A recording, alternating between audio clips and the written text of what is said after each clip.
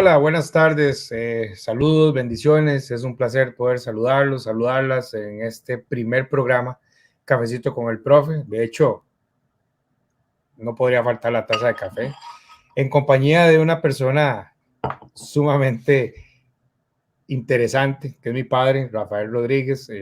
Podría presentarlo de muchas formas, pero conforme vamos desarrollando el programa se van dando cuenta la persona que es, el personaje que es, y para mí es toda una institución en aduanas, porque prácticamente estamos hablando que él formó parte de prácticamente la primera generación de aduaneros, ¿verdad?, de este país. Él vivió en carne propia la fundación de la primera aduana, cómo eran los procesos, cómo funcionaba en su momento el Ministerio de Hacienda, la Dirección General de Aduanas. Fue aforador primeramente, después se independizó como agente aduanero independiente, conoce absolutamente todos los procesos y qué más que empezar con un programa de historia aduanera, ¿verdad? Con uno de los aduaneros pioneros en este país. Algunos ya no nos acompañan, algunos ya han fallecido, otros están un poco mayores, otros están un poco delicados de salud. Y pues gracias a Dios tengo a mi papá acá a la par mía, que nos puede contar una historia súper bien, bonita, un montón de anécdotas, porque es anecdótico prácticamente el programa, con anécdotas que se han vivido en las aduanas, circunstancias que han pasado, consejos que nos puede dar él ahora como nuevos aduaneros, futuros aduaneros en el sector. Yo me considero un aduanero de término medio, ¿verdad? Tengo 28 años de estar en esto, mi papá 50. Y vienen atrás personas que tienen 10, 15, hasta 3 años empezando en esta carrera. Entonces es importante que el valor agregado que le podemos dar con este primer programa histórico, anecdótico, aduanero, pues va a ser muy bonito. Creo que sí lo vamos a disfrutar bastante en una tarde de café. Cafecito con el Profe surge por el motivo de que todas las personas tenemos una historia que contar.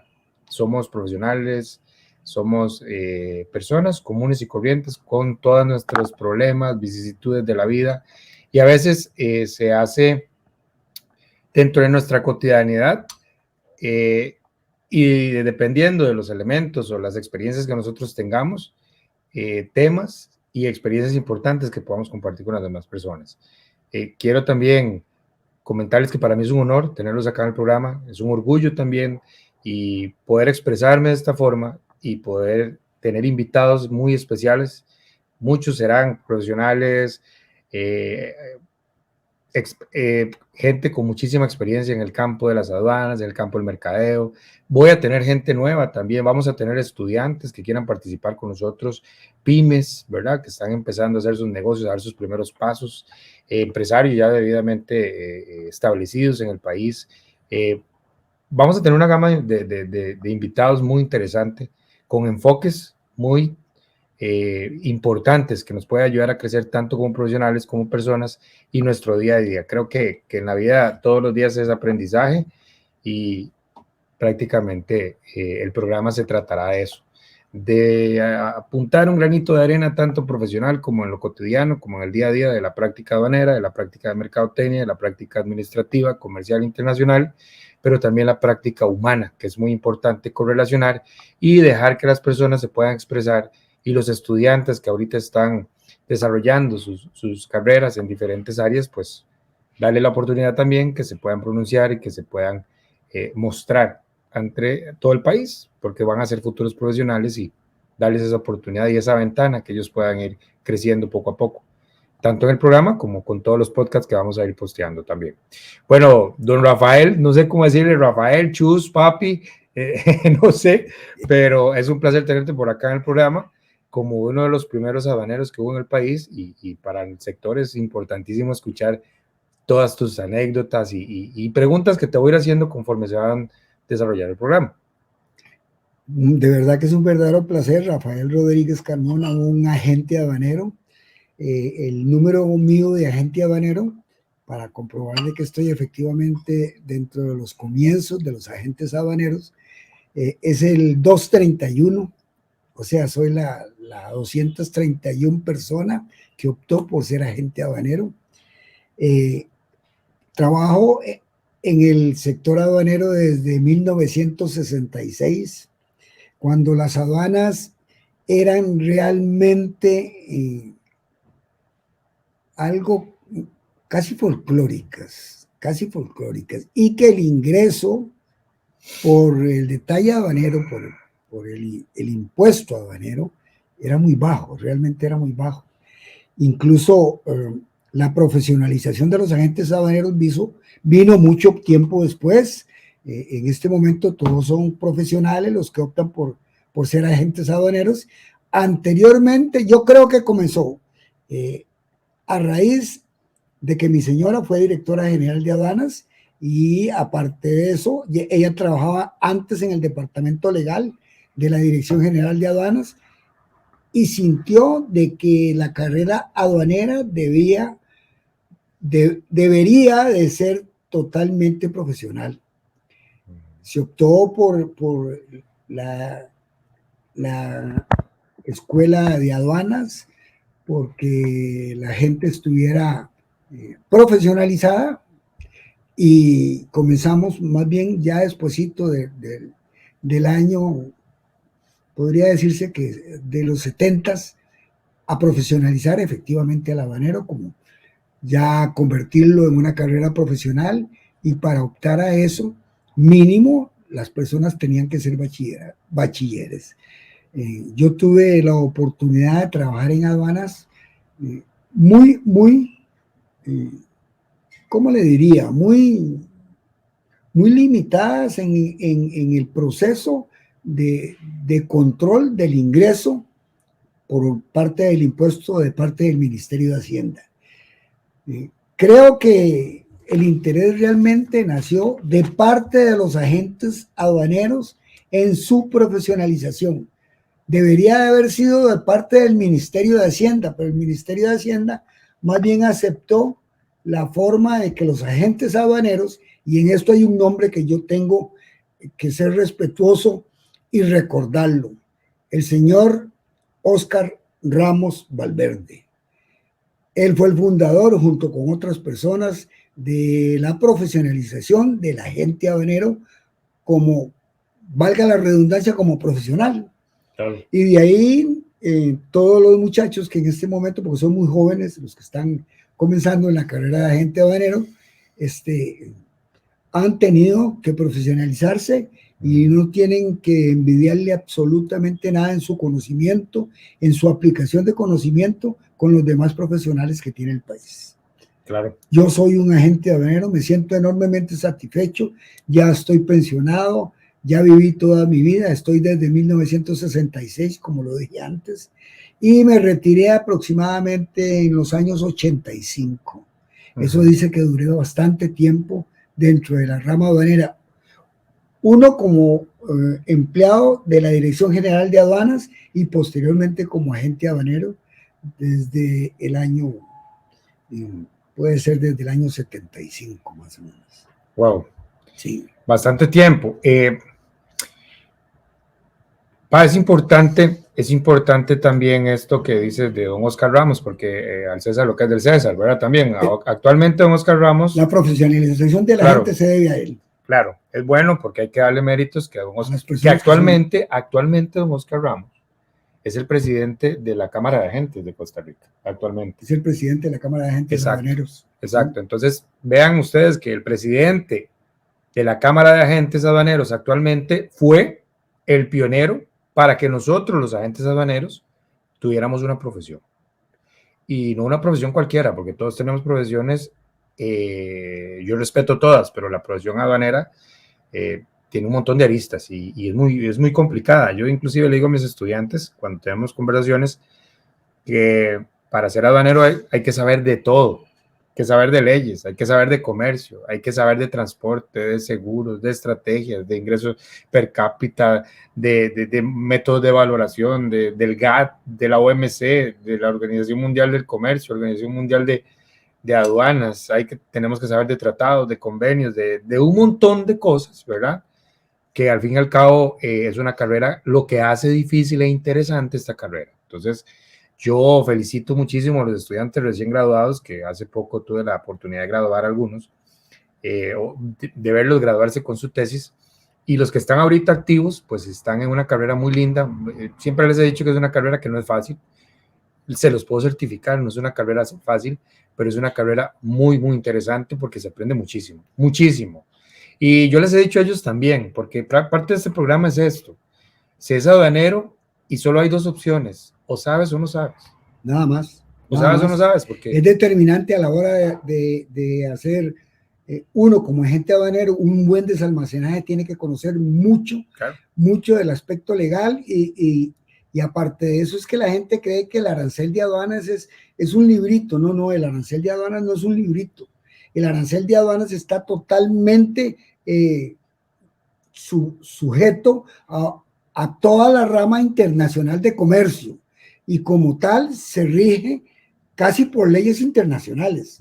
A veces creemos que las leyes aduaneras se limitan al medio nuestro y estamos totalmente equivocados porque estamos comerciando o comercializando las mercaderías con todos los países del mundo. Óigase, con todos los países del mundo. Claro. Incluso Europa ha sido el rector principal del comercio internacional. Posteriormente toma la bandera a los Estados Unidos, que son los que rigen más o menos el comercio internacional, pero sujeto, sus aranceles incluso sujetos al medio europeo, que es el que tiene el verdadero desarrollo en el cobro de impuestos, en el pago de impuestos, en la protección del importador y la protección del Estado en el momento del cobro de los impuestos. Sí, correcto.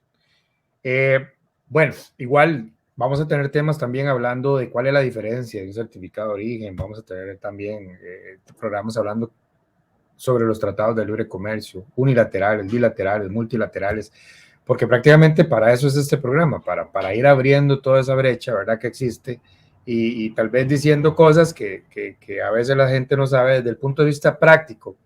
¿Cómo funciona la práctica? Porque la teoría está, obviamente está, y está certificada, y para eso están todos los documentos, pero el mundo aduanero es un mundo sumamente cambiante, respira por sí mismo prácticamente, y todos los días hay cosas nuevas. Porque es absolutamente independiente con respecto al comercio internacional. Que yo diga, siendo profesional en aduanas, teniendo 28 años en estar en aduanas, usted teniendo 50 y pico de años de estar en actividad aduanera, bueno, ya se pensionó, pero que nosotros digamos que lo sabemos todos en aduanas.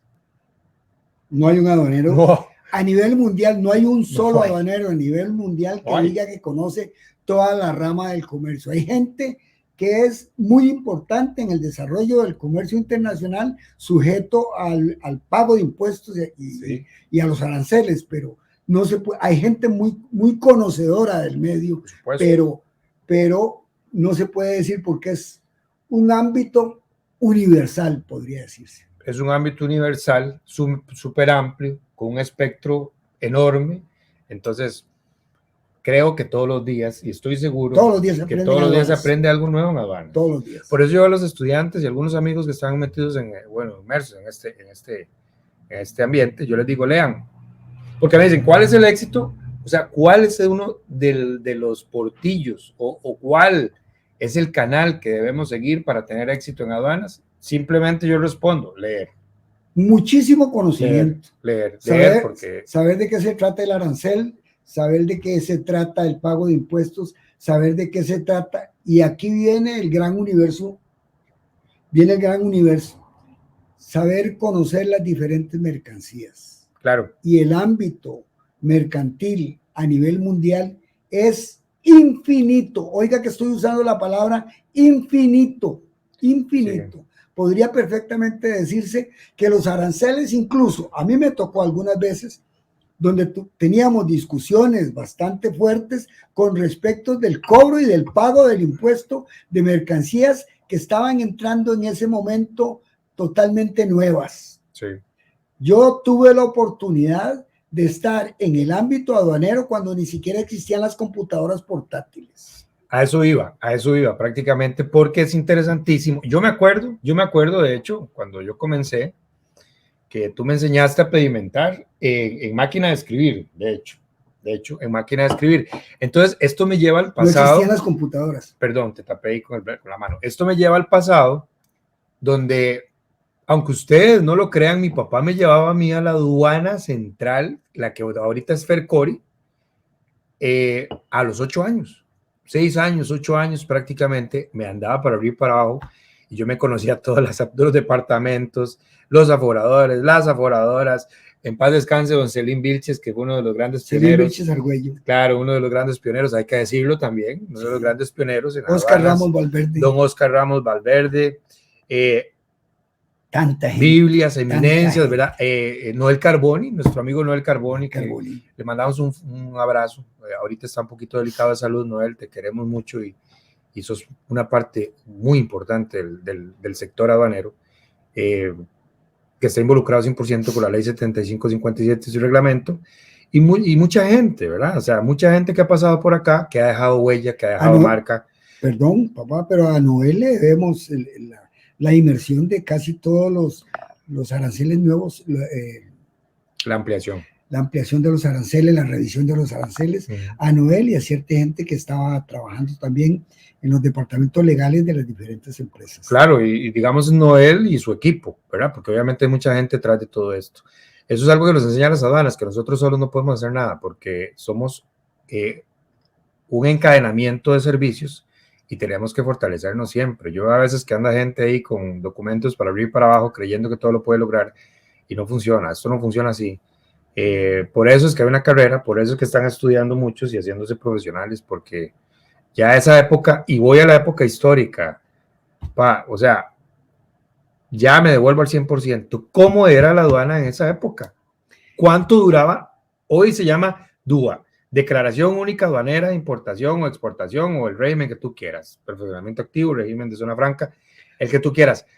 Nosotros en un minuto podemos, en 30 minutos o en 20 minutos podemos hacer una póliza que llamaban ustedes, un DUA que llamamos nosotros. ¿Cómo era el proceso? ¿Cuánto duraba? ¿Qué se hacía en esos momentos? ¿Nos puedes contar? Yo tuve oportunidad de conocer pólizas de desalmacenaje con 50, 60, 70 páginas. Y cada página tenía aproximadamente 15 líneas. Okay.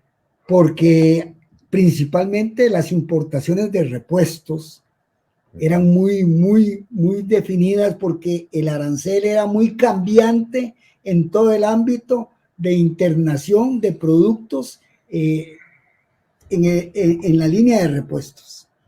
Posteriormente, me acuerdo cuando se importaron las primeras computadoras, fue todo un debate si teníamos que meterlo dentro de las máquinas de escribir o de las máquinas de calcular. Porque si bien es cierto, en este momento estamos viendo una computadora que cubre un sinnúmero de líneas diferentes dentro del ámbito comercial, una computadora tiene dentro de sí una máquina de escribir, una calculadora, incluso tiene todo el informe de todos los detalles que se van a aplicar. Usted recurre nada más al ámbito de cuestiones que le pueden recordar y le da toda la información que usted necesita para ir, no se me olvida la palabra, ir pedimentando la póliza arancelaria. Pero ustedes lo hacían a mano, a máquina de escribir, ¿y cuánto duraban? A máquina de escribir. ¿Y cuánto duraba una póliza de repuestos? Las pólizas más grandes que yo vi pólizas de 50 páginas. Ajá, ¿y cuánto duraban confeccionándose? No confeccionándose, sino revisándola. Ok, ¿cuánto duraban aproximadamente? Una póliza duraba, revisándose de la gente que trabajaba en repuestos, principalmente, unos 15, 22 días. 15, 22 días. 15, 22 días. Revisándola documentalmente. Revisándola contra el documento que se había hecho, que ya anteriormente quien la pedimentó había gastado 10 días por lo menos. Ok, 10 días. Sí, haciéndose y sí, confeccionándose de parte de la agencia aduanal. La póliza. 15 días revisándose. ¿Y si salía roja a supervisión? Había que volver a revisar la ¿Volver cuántos días más? Póngale mínimo, después de haberse hecho el cálculo del pago de los impuestos, si la agencia de aduanas consideraba de que el cobro que le estaban haciendo no estaba ajustado a la realidad, simplemente reclamaba. Y ese reclamo se llevaba 8 días por lo menos. 8 días más. Sí. Ok, estamos hablando de mes y medio. 10, vamos a ver, 10, 15 y 8, 33 días. Estamos hablando de mes y medio. Ok, bueno, vamos a hacer un corte con Cafecito con el Profe para que ustedes se vayan de espaldas, porque los clientes ahora les reclaman por qué no les sale el DUA en 1 hora. Resulta que los DUAs o las pólizas en su momento salían en 1 mes y medio. Y vea que me lo está diciendo un aforador. Las pólizas más rápidas duraban de hoy para mañana. Esas eran una flecha. De hoy para mañana. Todo el día de hoy y todo el día de mañana. O sea, 48 Esas horas. eran las más rápidas. Se llamaban las pólizas de desalmacenaje flash. 48 horas. 48 horas. Ok, súper bien. Ok, gracias. Vamos por un cortecito acá en Cafecito con el Profe. Espero les esté gustando el programa y nos vemos pronto.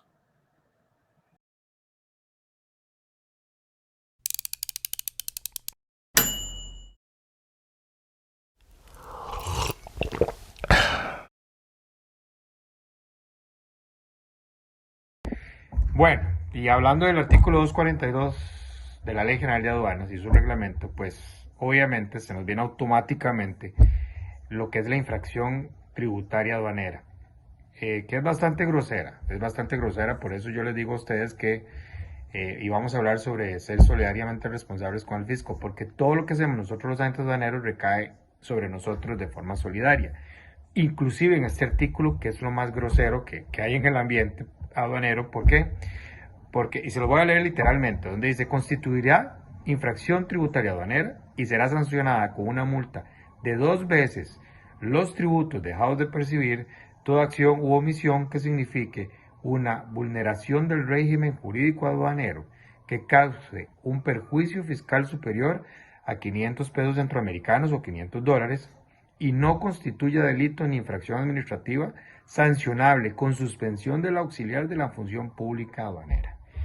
Esto es bastante grosero y bueno, prácticamente es algo que nos deja un poco en indefensión. ¿Por qué? Porque nosotros como agentes aduaneros somos solidariamente responsables con el fisco. Y si un importador no quiere subsanar las multas o no quiere subsanar las sanciones, pues evidentemente todo va a recaer sobre nosotros. Listo. Y les voy a explicar cómo funciona la temática o qué implicaciones podría tener, pero quería hablar de este artículo y bueno, obviamente nos vamos a expandir un poquito más con este tema.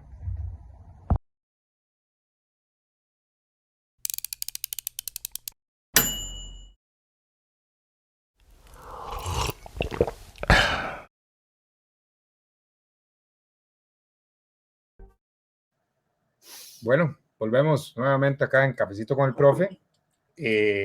Muchas gracias por seguir en sintonía con nosotros. Preguntas claves que te voy a hacer, preguntas claves que me llaman poderosamente la atención, porque ahora hay toda una estructura, y son preguntas que sí tengo que hacerlas, porque obviamente la Ley General de Aduanas se modificó, sí, pero ha habido varias modificaciones, no solo una. Sí, ha habido varias durante todo el proceso, estamos hablando prácticamente 50 años que estás inmerso en esta actividad, y bueno, ahora estás pensionado, pero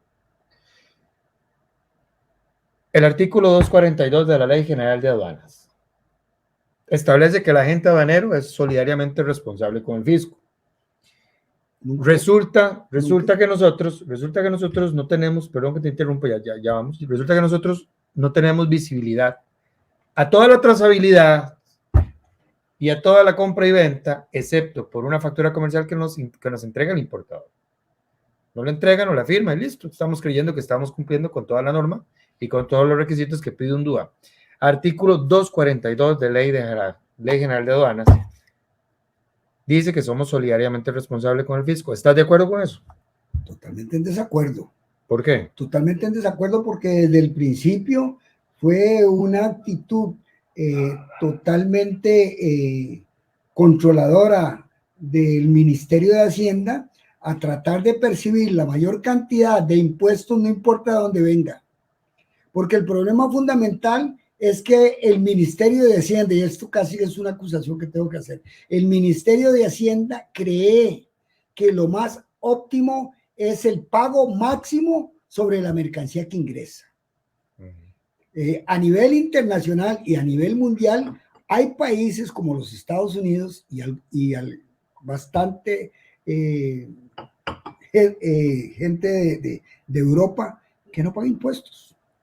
No. Que el Estado no depende del cobro de los impuestos. El problema grave que nosotros tenemos aquí en nuestro país es que nuestro Estado depende mucho del cobro de los impuestos que se hagan a nivel de aduana. Sí. No se ha disgregado el cobro, no se ha hecho un balance de cuáles sectores son los que deberían de pagar más impuestos y no tanto el ingreso de las mercancías que vienen. ¿Por qué? Porque la mayoría de veces el ingreso de las mercancías está sujeto al desarrollo económico del país. Son mercancías que ingresan para procesar diversos productos aquí en territorio nacional. Si bien es cierto que las materias primas no tienen aranceles tan altos, no dejan de tener arancel. No. Y nosotros creemos que las materias primas casi podríamos decir que es la piedra para hacer cemento. Esa no es la materia prima. La materia prima, hay un sinnúmero de factores que van uniéndose para hacer un producto que se llama cemento, que no necesariamente depende solo de la piedra. Sí. Hay otros factores que se van conjuntando y eso, cuando estamos hablando de cemento, ni siquiera hablemos de la maquinaria electrónica y los medicamentos, que, bueno, gracias a Dios en este momento tenemos laboratorios que están produciendo medicina a nivel nacional, pero las materias primas para la fabricación de esos medicamentos a veces tienen graves problemas las empresas farmacéuticas nuestras, cuando debería haber una liberalización del impuesto en lo que se convierte realmente las materias primas. Cuando se habla de un 24, de un 27% de pago, es demasiado alto. Bueno, pero vuelvo porque sí me ampliaste el espectro con el 242. Yo voy por la parte punitiva, ¿verdad? Por la parte dolosa, que considera la Dirección General de Aduanas y el Ministerio de Hacienda siempre decirnos que bajo ese perfil de importación, bajo esa premisa del hecho generador, el principio buena fe, y que nosotros a veces, o sea, voy a esto, si el 242 nos hace solidariamente responsables con el fisco y nosotros no tenemos a veces toda la trazabilidad de esa documentación o ni siquiera sabemos qué ha hecho ese importador al traer el producto de Bangladesh, de Canadá, de Estados Unidos, de Brasil y demás, nos deja en total indefensión porque nosotros no sabemos qué hay detrás de todo esto. Entonces, esa es mi pregunta puntual también. ¿Por qué el 242 fortalece a los comerciantes de alguna forma de que entran en un estatus de que no es la mía culpa, sino que la gente responde, la gente aduanero responde? Y yo la verdad personalmente no lo considero justo. El agente solidariamente responsable, dice la ley. Dice la ley. Y el agente en el 99% de veces no ve la mercancía hasta que la tiene al frente. ¿No? Y generalmente las cantidades tampoco está sujeto de conocer exactamente cuál es la cantidad que trae directamente la importación. Pero le voy a decir una cosa, lo punitivo de la ley de aduanas, los empleados directamente dependientes de la Dirección General de Aduanas creen que están ante un enemigo cuando están grabando mercancías. No entienden el factor de desarrollo tan importante que convierte el importador a la hora de producir, valga la redundancia, producir su producto aquí a nivel nacional.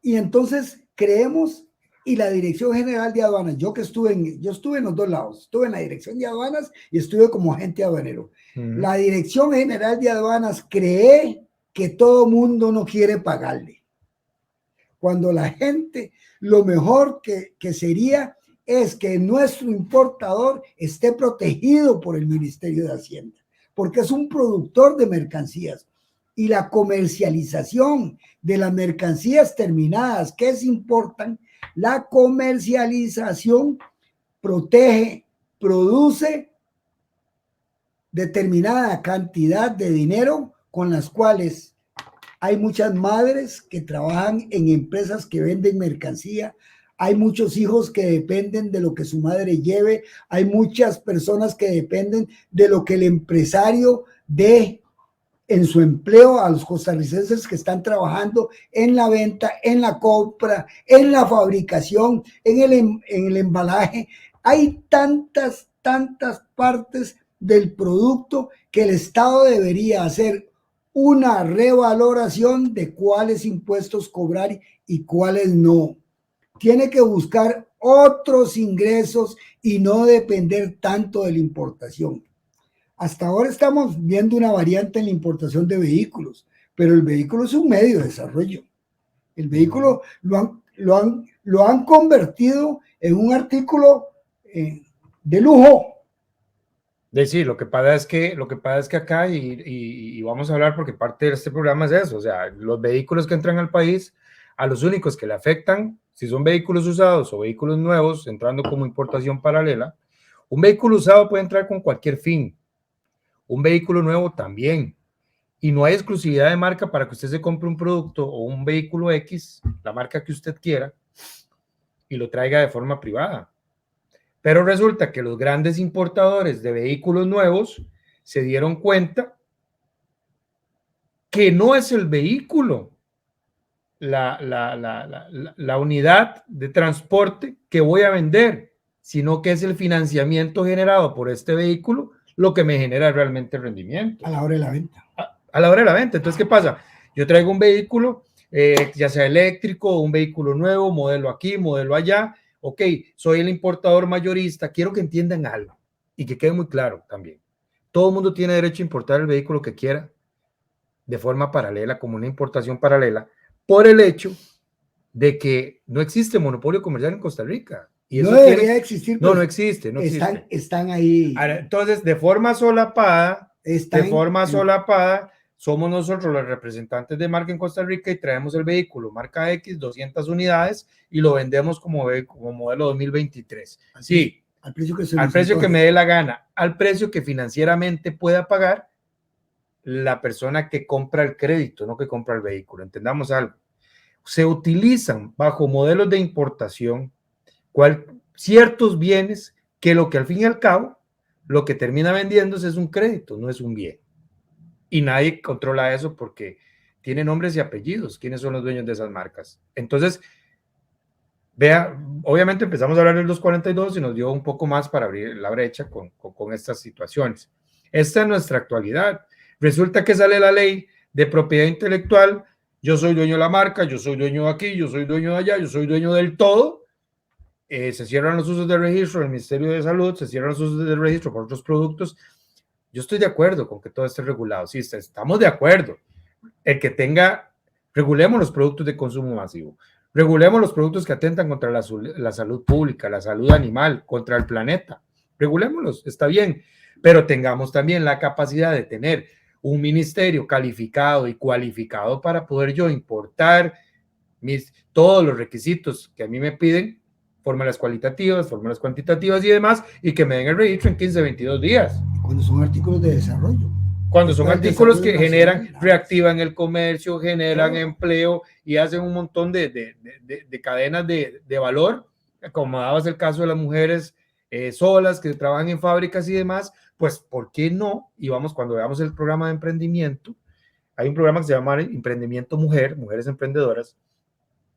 Vamos a ver todo esto. ¿Por qué? Porque si nosotros fuéramos más eficientes, más eficaces con el otorgamiento de las credenciales para poder nosotros utilizar y cumplir con las barreras arancelarias y barreras no arancelarias del país, pues si hay más efectividad, si hay más eficiencia y más eficacia, pues obviamente la gente no va a incurrir en la defraudación fiscal y en estar trayendo mercancías ilegales porque tiene la capacidad de inscribir cualquier producto de forma rápida, de forma hábil, pagando sus $200 al ministerio, cumpliendo con los requisitos que le piden y teniendo su registro.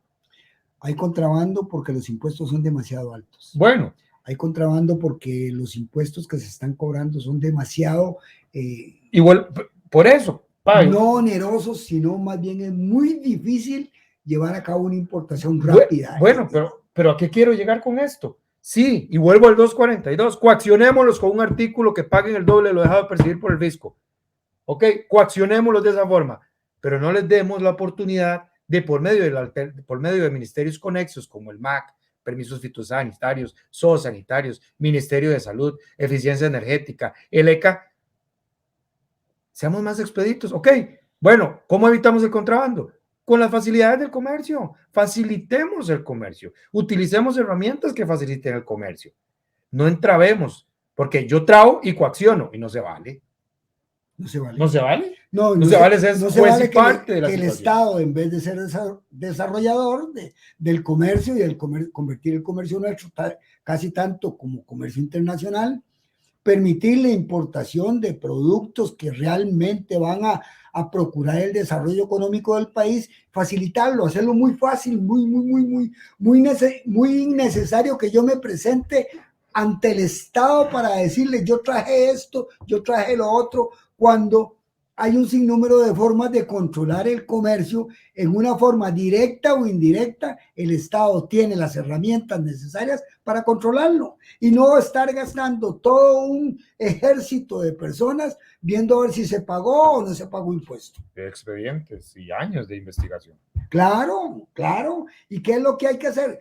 Desarrollar el comercio como un medio, valga la redundancia, agilizar el comercio como un medio de desarrollo económico.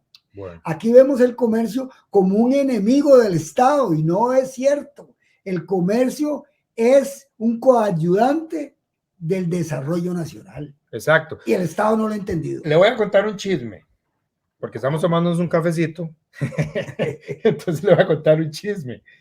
Resulta que ahora andan dentro del control aduanero deshabilitando un montón de tratados de libre comercio por un punto, por una coma, que aquí, que allá, que esto, que el otro, y después deshabilitemos, multemos, recaudemos y a ver qué hace. Después impugne o apele o lo que sea. Pero si forma parte, y esto, voy con esto, si es ser facilitador del comercio, si es ser más expeditos a la hora de entregar mercancías, yo estoy totalmente de acuerdo con los controles aduaneros. Me encantan los controles aduaneros porque eso evita el contrabando y la defraudación fiscal. Eso me gusta, pero ¿por qué no hacerlo de forma más expedita? Ya eso es otro tema que vamos a tocar. El mejor control para el contrabando es cobrar impuestos bajos. Cobrar impuestos bajos. Eso es todo, es el mejor control. Cobrar impuestos bajos. No se necesita una policía aduanera. Bueno, cobrar impuestos bajos, fomentar las importaciones de materias primas para el desarrollo y la transformación, que permitamos reexportar esa materia prima en productos terminados a otros países. ¿Por qué? Porque genera ingreso de divisas. Que fortalezcan la producción nacional. Genera ingreso de divisas, se fortalece la balanza comercial. ¿Y qué pasa? Si entra más plata. Si fortalece la producción, es muy seguro que nosotros estemos exportando en vez de estar importando. Eso es. Costa Rica, yo siempre he dicho y he creído que es un país rico pero desordenado.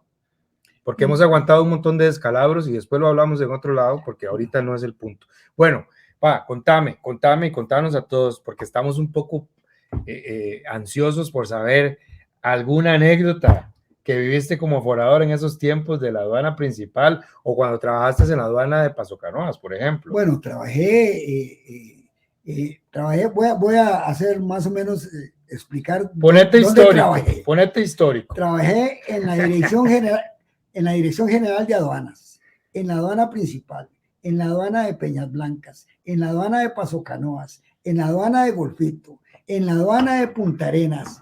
Me faltaron una aduana que abrieron en Los Chiles nada más y la aduana de Zixaola, nada más fue la única que me faltó. Trabajé en todas las restantes. Tuve la oportunidad y la dicha de conocer las diferentes formas de aduana, porque no es lo mismo trabajar en la aduana de Punta Arenas o en la aduana de Limón que en la aduana central. Es totalmente diferente. E incluso el ingreso de las mercancías varía radicalmente. Es que no, todo ingresa por Limón o todo ingresa por Punta Arenas o todo ingresa por el aeropuerto del Coco. Son totalmente diferentes las mercancías que ingresan por el aeropuerto internacional Santa María, al que ingresa por Punta Arenas y al que ingresa por el Atlántico. Vamos a ver, el Pacífico Punta Arenas tiene controlado todo el ingreso de la producción del Gran Pacífico, que son enormes productores de artículos comerciales, la comercialización fácil. Asia. En el Atlántico ingresa mercancía principalmente de carácter primario, de materia prima, y es la que más nuestras productoras de banano, nuestras productoras de diferentes productos son enormes importadores que deberíamos de agilizarle mucho más el comercio y el control de ingreso para esas empresas, porque son productoras de diferentes productos que luego se exportan. Casi el 99% de los productos fabricados a nivel nacional, muy pocos quedan a nivel doméstico. Okay. Generalmente se exportan casi todos ellos. Totalmente de acuerdo. Ahora, pero por eso no me quiero ir sin eso. O sea, usted lo que quiere es la anécdota. No, cuéntenos anécdotas. No, es que sí. Hay tantas anécdotas. Pero, no sé. Entonces, en este momento se me abrumo. Y entonces no recuerdo, pero principalmente las anécdotas las forman los personajes que trabajan en las diferentes aduanas. Bueno, ahora que decís personajes de diferentes aduanas, no hay aduaneros sin apodo. Sin apodo. No hay aduaneros sin apodo. Por ejemplo, vos te dicen caché, a mí me dicen cachecillo, sí, o mono, por ser hijo tuyo. Mono, cachecillo, a vos también, pero algunos apodos que nos puedas decir. Chaqueta toda la vida anduvo con una chaqueta. Anduvo con una chaqueta y aquí les voy a decir, supongan para que ande va la chaqueta. Era una chaqueta que le quedaba grandísima, enorme. Entonces, pero toda la vida andaba con la chaqueta puesta. Pero yo he escuchado chaqueta, gallo de lata. El gran gallo de lata. ¿Qué otros apodos te acuerdas? Tal vez. Es que casi todo el mundo nos manejamos por apodos, pero en sí, hay mucha gente, de hecho, que me estás haciendo la pregunta. Hay mucha gente que no se conoce por el nombre. Gallo de lata, ya lo dijiste, gallo de lata. Por eso, pero hay mucha gente que no se conoce por el nombre, de hecho. No, a mí me dicen caché y vos preguntas, o decís que yo me llamo Rafael Rodríguez y dicen, ¿quién es Rafael Rodríguez? A mí me conocen en el ámbito nacional porque trabajé en todas las aduanas del país y entonces cuando usted dice caché, todo el mundo me conoce, pero cuando usted dice Rafael Rodríguez no me conocen. Gavilán, finado, que en paz descanse. El Tutile. El Tutile Mainieri. Mainieri, que era... Monstruo de Ule. Sí, Monstruo de Ule. Seguimos. ¿Ah? Sí, por eso, o sea, hay cualquier cantidad. Lo que quiero es que los nuevos aduaneros cada persona que llega a trabajar a la aduana. Aduanero sin apodo no es aduanero, entonces. No es aduanero. No es aduanero. Yo creo que pasa casi en todas las empresas, pero a nivel nuestro. El potro salvaje. Ay, claro. El potro salvaje, el famoso rata. Ok, me voy con eso de los apodos. Cuando dice el nombre del rata, nadie lo conoce. No lo conoce más. Y hay que decir, no, mira, fulano, es rata. Entonces, sí es cierto, claro. Es más. O a mí me dicen Rafael Rodríguez y dicen, no, yo no lo conozco. Es más, yo lo tengo, es más, rata, para los que lo conocen, se llama Enrique. Bueno, yo que tengo más de 50 años de conocerlo, no sabía que se llamaba Enrique. Bueno, nos vamos con corte, con cafecito con el profe, con estas anécdotas de los apodos aduaneros y volvemos en un ratito.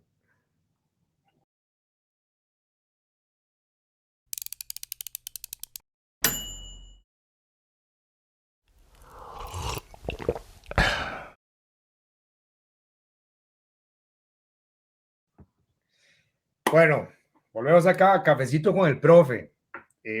No se ha venido el aguacero, pero es una tarde aquí en Alajuela bastante oscura, pero súper buena para estarnos tomando el cafecito con el profe, ¿verdad? Obviamente. De verdad espero les esté gustando el programa. Es un programa, yo lo estoy disfrutando muchísimo. Eso es lo importante, que todos lo podamos disfrutar.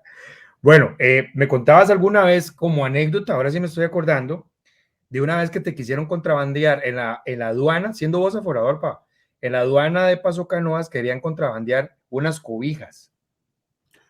En la aduana de Paso Canoas, eso es lo peor que estaba trabajando yo en la aduana de Paso Canoas y llegó un Jeep, por cierto, un Toyota, un Toyota de una gente de San Carlos. Todavía me acuerdo, lo Ajá. tengo muy fresca la memoria. Ok. Y en eso llegaron a la aduana y dijeron, señor, a ver si nos revisa el carro porque andamos un poco precisados. ¿Y por qué andan precisados? Es que traemos un enfermo. Ah, bueno, entonces voy a ir a revisarles rápido para ir. ¿Y él dónde está? No, él está entre el carro. Entonces me quedo viendo y veo que el enfermo es una persona que viene en la parte de atrás y trae aproximadamente como unas 5 cobijas puestas encima. 5 cobijas. 5 cobijas, que porque estaban muy de moda en ese tiempo las cobijas que las traían Pero eran como de la frontera. cobijas de peluche. Cobijas muy gruesas, gruesas. Muy gruesas, cobijas eran muy gruesas, muy adornadas, muy gruesas. Ok, y él estaba supuestamente enfermo. Él estaba, me dijeron, es que está un poquillo mal, ya casi vamos para el hospital, y me asomo y le digo, ¿y por qué lleva tantas cobijas? Dice, no, porque tiene un calenturón. Y le digo, ah, bueno. Y entonces me arrimo, lo veo que son las cobijas que se traen de ahí cerca de la frontera. Ok. Y le digo, el problema que tengo ahora es que estoy un poquillo ocupado, porque estoy haciendo otros desalmacenajes. ¿Y el tipo con las cobijas encima? El tipo se quedó con las cobijas encima. Porque tenía frío. Porque tenía frío. Era Paso Canoas, y en Paso Canoas aproximadamente son 38, 37 grados todos los días. Y el tipo con las cobijas. Él estaba cobijado con unas 4 o 5 cobijas encima. Y eran unas cobijas muy gruesas. Sí. Entonces yo me fui para adentro y les dije, el problema es que estoy un poquillo ocupado. No puedo atenderlos muy rápido, ¿verdad? Y al rato yo los veía que subían, bajaban, porque ya yo me había dado cuenta que él estaba tratando de contrabandear unas cobijas. Él era el embalaje. El embalaje. Él era el embalaje. Entonces me hacían así, señor, ¿cuándo nos va a atender? ¿Cuándo nos va a dar la salida? Y en Paso Canoas hacen 40 grados a esa hora. Entonces, ya ahorita los atiendo. Denme un chancecito, apenas me libere, ya yo les firmo para que ustedes se puedan ir. Y se me arrima y me dice, señor, ¿cuándo nos va a atender? ¿Cuándo nos va a atender? ¿Cuándo nos va a dar la salida? Ya, no se preocupen. Cuando oigo un grito, me arrimo al carro y digo, vamos a ver otra vez cómo está ahí. ¿Eh? Y nada más oí la palabra, ¡jue! Y ahora ya paguen los impuestos, cabrones. Y el que venía totalmente cogido estaba totalmente empapado en sudor. Y rojo. Totalmente. Se curó. Estaba asfixiado. Le digo, mira, este huevón le cayó bien la que estar ahí. Ya sudó toda la calentura. Botó el refrío en 40 minutos. Sí. Por contrabandear la cobija. O gente que yo decía, pero la gente creerá que uno está como dormido, porque yo vi una persona con 3 relojes puestos. 3 relojes puestos. 3 relojes puestos. Entonces le dije, ¿y por qué llevas tantos relojes puestos? Y me dice, por si me falla la hora de este, yo lo reviso en este otro. Y después de este otro, lo reviso en el otro. Lleva 3 relojes y dije, hagamos un trato, sí, mejor que solo con uno nada más. Y págame el impuesto de los otros 2. No. O sea, se vio demasiadas cosas. Había gente ¿Cómo era lo del pase de licor y esas cosas? Porque antes había una cultura en el Paso Canoas de que vamos, porque Costa Rica todavía no estaba tan americanizado, tan desarrollado, y antes... Tan desarrollado comercialmente. Sí, pero antes era que vamos a traer frutas, vamos a traer licores. ¿Cómo era el contrabando de licor en esas épocas? A la gente era bastante. Trataba por todos los medios de pasar 1 litro de whisky.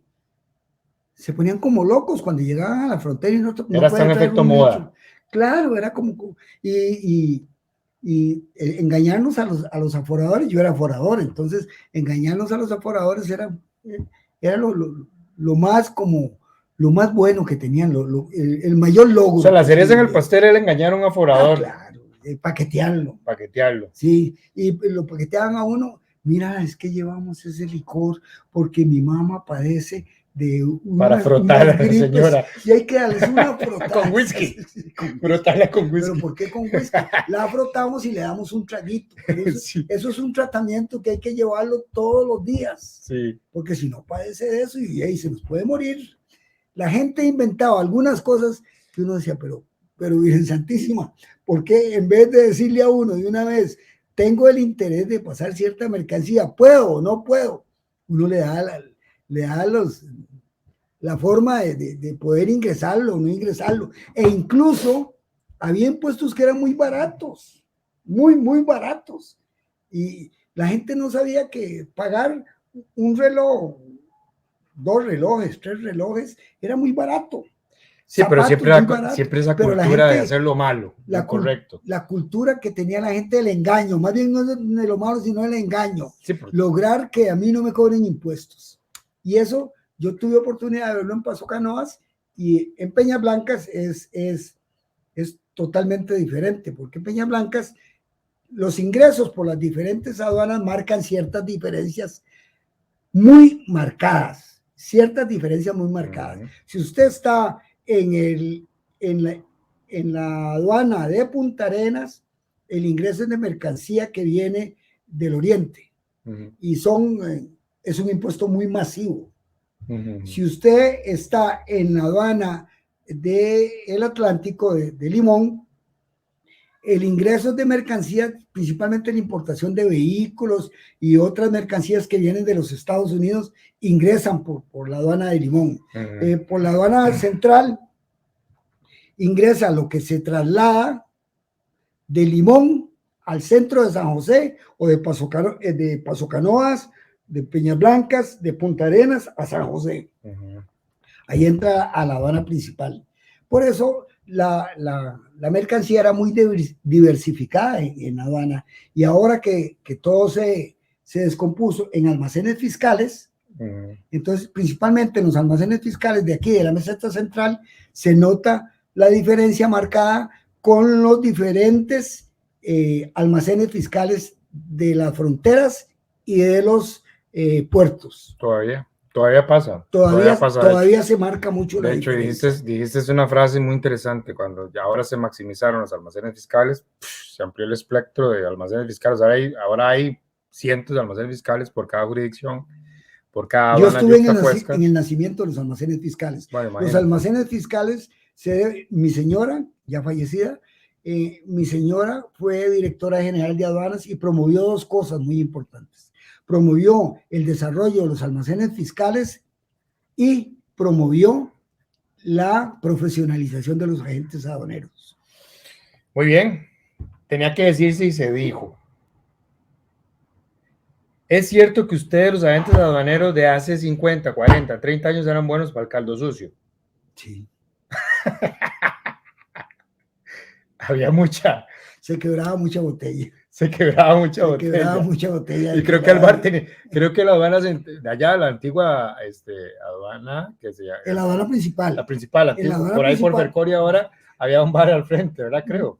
Había bares ¿Pero cómo era que se llamaba ese famoso? Creo. No recuerdo. Pero ¿por qué esa cultura? O sea, pero no ya era, no, o sea, no era tanto yo como aduanero nuevo les puedo decir que ya no tanto. Es que ustedes... tanto esa cultura, era la cultura del estañón. La cultura del estañón. La cultura del estañón establecía de que cuando se quebraba una botella, normalmente se echaba como en un balde alto, grande. Ajá. Y uno tenía derecho, eso sí, tenía que tener un jarrito propio. No podía tener el jarro del amigo, del compañero. Okay. Entonces ¿El Romeral era que se llamaba? El Romeral era el bar que quedaba al costado Vea, yo me acuerdo, qué increíble yo.